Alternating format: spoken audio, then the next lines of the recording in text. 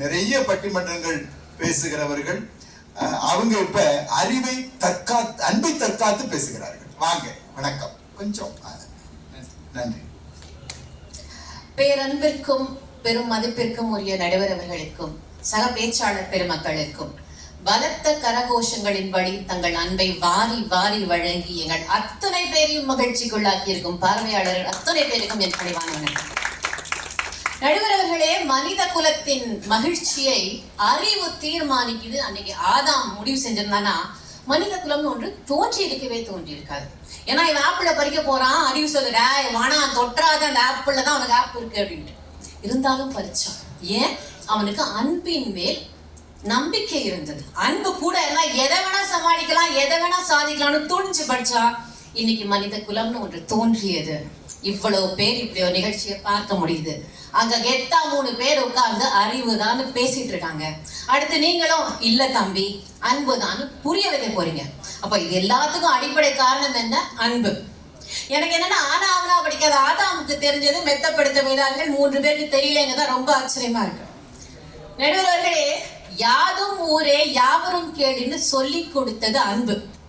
யாது உன் ஊரு, யாரு நீன்னு கேளு, வீட்டுக்குள்ள விடலாமா வெளியில இருந்து அனுப்பிடலாமான்னு பாகுபாடுகளை உருவாக்கியது அறிவு. அந்த அறிவு எப்படி எல்லாரையும் மகிழ்ச்சியாக வைத்திருக்கும். சீன தத்துவஞானி கன்ஃபூஷியஸ் சொல்வார், அடுத்த மனிதனை பிற மனிதன் பார்க்காது, சக மனிதன் பாரு. அப்ப அடுத்தவனை என்ன மாதிரி நான் பார்க்கணும், எனக்கு அன்பு வேண்டும், இல்லைன்னா பார்க்க முடியாது. என்னுடைய பாட்டனுக்கும் முப்பாட்டனுக்கும் அந்த அன்பு இருந்தது. அதனால அவங்க கிட்ட வசதி வாய்ப்புகள் குறைவாக இருக்கலாம், ஆனா தான் சந்தோஷமா இருந்து அடுத்தவர்களை மகிழ்விப்பது எப்படி நல்லா தெரியும். ஒரு சின்ன உதாரணம் சொல்றேன். அந்த காலத்துல இந்த பருத்தி காடு இருக்கும் இல்லையா, பருத்தி தோட்டம், இதுல போய் பருத்தி பறிக்கிறது யாருன்னா பெண்கள். அந்த பெண்ணுக்கு கூலி எப்படி கொடுக்கப்படும்னா, அவ எவ்வளவு பறிக்கிறாளோ அதுல ஒரு பங்கு அந்த பெண்ணுக்கு கூலியாக கொடுக்கப்படுது. அப்ப இதுல ஒரு கர்ப்பிணி பெண் போறானா அவளுக்கு 2 பங்கு. ஏன்னு கேட்டா அவ மட்டுமா கஷ்டப்படுறா, வயிற்றுல இருக்க பிள்ளைங்க தானே கஷ்டப்படுது. அந்த பங்குக்கு பேரு பிள்ளை பருத்தி. இப்படி எல்லோரையும் நினைத்து எல்லோருடைய கஷ்டத்தையும் நினைத்து செயல்பட முடியணும்னா அப்ப அன்பு இருந்தா மட்டும்தான் முடியும்.